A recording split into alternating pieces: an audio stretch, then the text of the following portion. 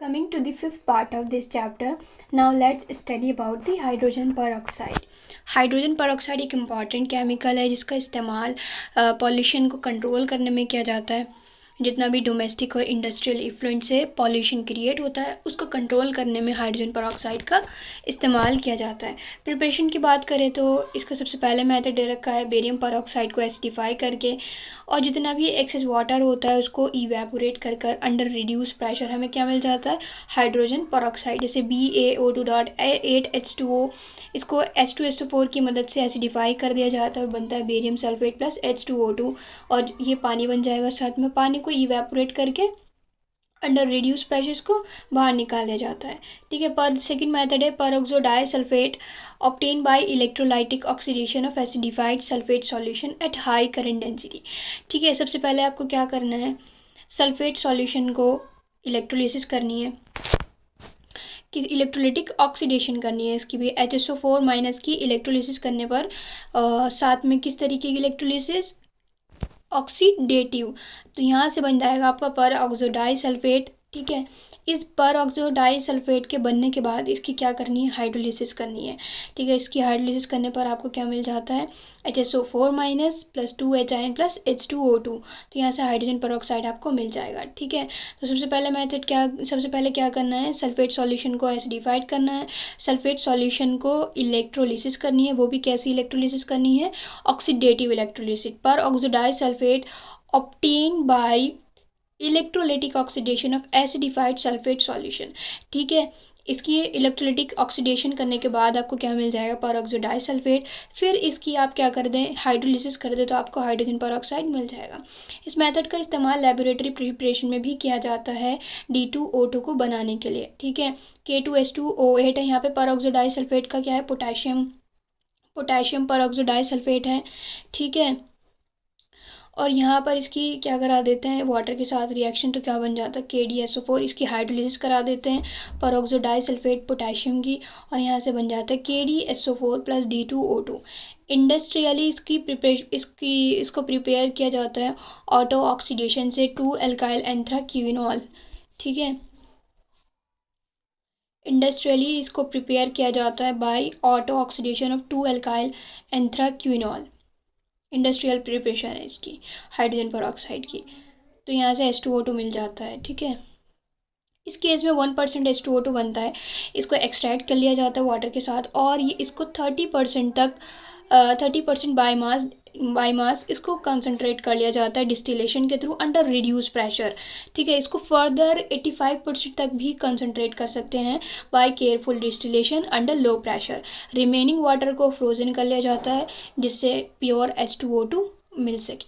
Physical properties की बात करें तो प्योर H2O2 ऑलमोस्ट कलरलेस होता है, वेरी पेल ब्लू लिक्विड। और इम्पॉर्टेंट फिजिकल प्रॉपर्टीज़ की बात करें तो टेबल 9.4 में दे रखी है, ये आप चेकआउट कर सकते हैं। H2O2 मिसिबल होता है वाटर में इन ऑल प्रोपोर्शन। ठीक है। वाटर के अंदर ये मिसिबल होता है और हाइड्रेट की फॉर्मेशन कर लेता है H2O2.H2O। Melting point 221 kelvin. 30% solution H2O2 को मार्केट किया जाता है एज 100 वॉल्यूम हाइड्रोजन पेरोक्साइड। सबसे पहली बात 30% का मतलब क्या है, तो 30% सॉल्यूशन है, ये बाय वेट भी हो सकता है, बाय वेट परसेंटेज भी हो सकता है, और बाय वॉल्यूम परसेंटेज भी हो सकता है। जैसे बाय वेट की बात करूँ, 30% सॉल्यूशन का मतलब क्या है कि 30 ग्राम H2O2 प्रेजेंट है 100 ग्राम ऑफ वाटर के अंदर। ठीक है। ये बात तो हुई आपकी 30% सॉल्यूशन की कि H2O2 30% है। लेकिन इसका क्या मतलब है कि उसकी बॉटल पे 100 वॉल्यूम लिखा हुआ है, तो उसका मतलब है कि अगर आप इस सॉल्यूशन का 1 ml लेते हैं, क्या करते हैं, अगर आप 1 ml इस सॉल्यूशन का लेते हैं, तो उससे अंडर STP कंडीशन आपको 100 ml ऑक्सीजन मिलती है। कितनी, 1 ml H2O2 सॉल्यूशन से। ठीक है। कितनी मिलेगी, 100 ml ऑक्सीजन मिलेगी। तो जो हमें वॉल्यूम दे रखी होती है 100 वॉल्यूम, वो एक्चुअल में हमें ऑक्सीजन की दे रखी होती है। कमर्शियली मार्केटेड सैंपल की 10 वॉल्यूम होती है, जिसका मतलब है कि सैंपल के अंदर 3% H2O2 है। ठीक है। कमर्शियली जो मार्केटेड सैंपल है वो 10V का होता है, तो इसका मतलब है कि सैंपल के अंदर कितना H2O2 है, 3%।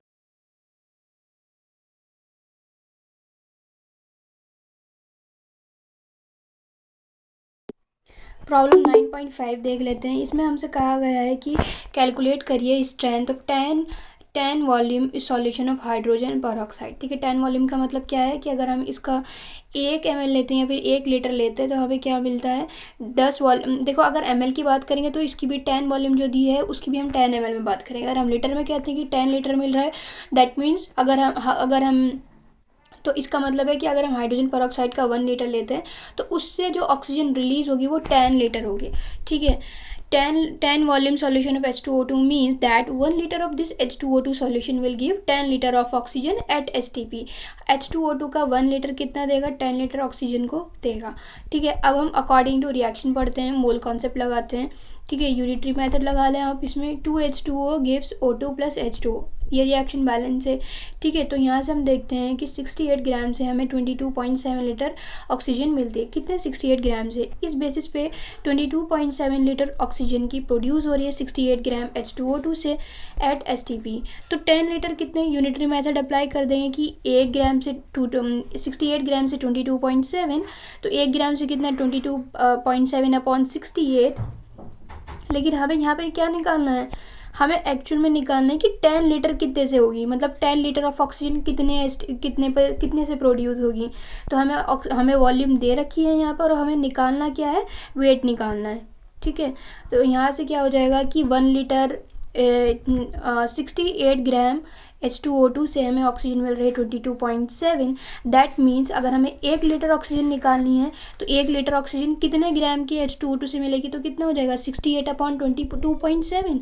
और हमें निकालने कितने के लिए, 10 के लिए निकालने की, 10 लीटर कितने के लिए निकलेगी, तो मल्टीप्लाई कर देंगे 10 से तो आ जाएगा ये approx 30 gram of H2O2।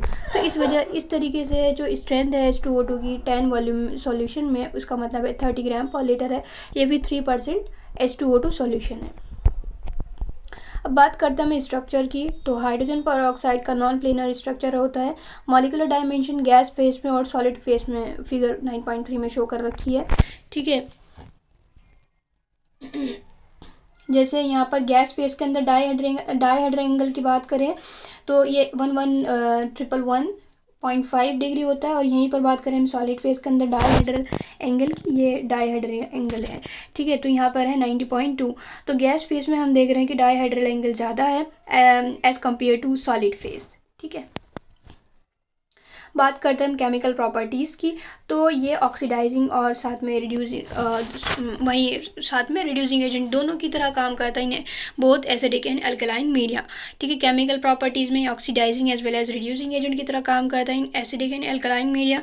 Simple reaction की बात करें तो oxidising action in acidic medium, जैसे Fe+2 को ये Fe+3 में कन्वर्ट कर देता है, PbS को कन्वर्ट कर देता है PbSO4 में। PbS में जहाँ लेड की +2 ऑक्सीडेशन स्टेट है, PbSO4 में कितनी हो जाएगी,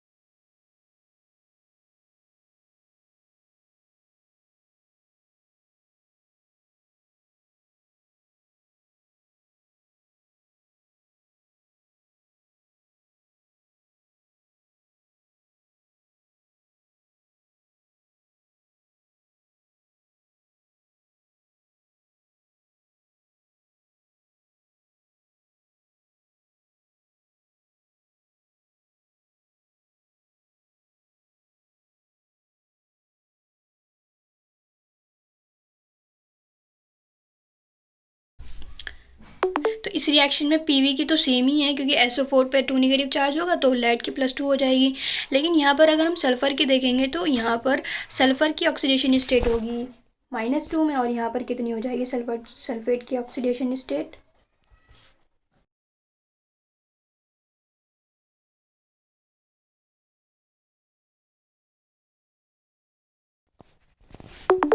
तो यहाँ पर सल्फ़र की ऑक्सीडेशन स्टेट देखेंगे हम रिएक्टेंट साइड में।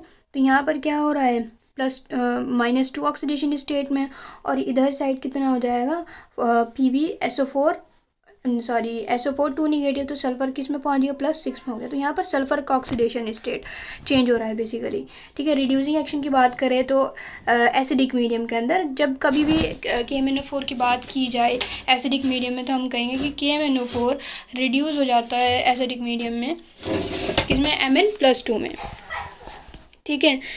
HOCl की बात करें हम तो HOCl + H2O2 hydronium ion + Cl-। देखो HOCl की भी बात करें अगर हम, तो HOCl की यहाँ पर ऑक्सीडेशन स्टेट होगी क्लोरीन की +1 में HOCl के अंदर, क्योंकि ऑक्सीजन के साथ प्रेजेंट है। ऑक्सीजन ज़्यादा इलेक्ट्रोनेगेटिव एलिमेंट है कंपेयर टू क्लोरीन, तो यहाँ पर क्लोरीन किस ऑक्सीडेशन स्टेट में है हमारा +1 में, और यहाँ पर हम देखेंगे तो यहाँ पर क्या है -1 में, तो यहाँ पर रिड्यूस हो जाता है आपका क्लोरीन, ठीक है। Oxidising action in basic medium, Fe+2 convert हो जाता है Fe+3 में, Mn+2 चेंज हो जाता है Mn+4 में, ठीक है। तो बेसिक मीडियम में Mn+2 किस में चला जाता है Mn+4 में, और एसिडिक मीडियम में Mn जो कि +7 ऑक्सीडेशन स्टेट में यहाँ पर कन्वर्ट हो जाता है Mn+2 में, ठीक है। एसिडिक मीडियम में मैग्नीज +7 से +2 में चला जाता है अगर रिड्यूसिंग कंडीशन है, और अगर हमारी बेसिक मीडियम है, और अगर हमारा बेसिक मीडियम है और Mn+2 बेसिक मीडियम में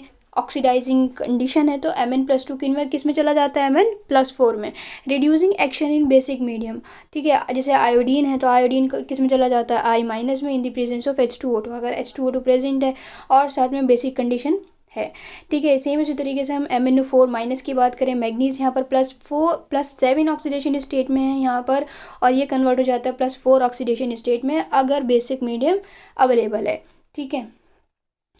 स्टोरेज और इस यूजेस की बात करेंगे नेक्स्ट वीडियो में। तब तक के लिए आप पढ़ते रहिए, रिवाइज करिए अच्छे से, फिर मिलते हैं नेक्स्ट वीडियो।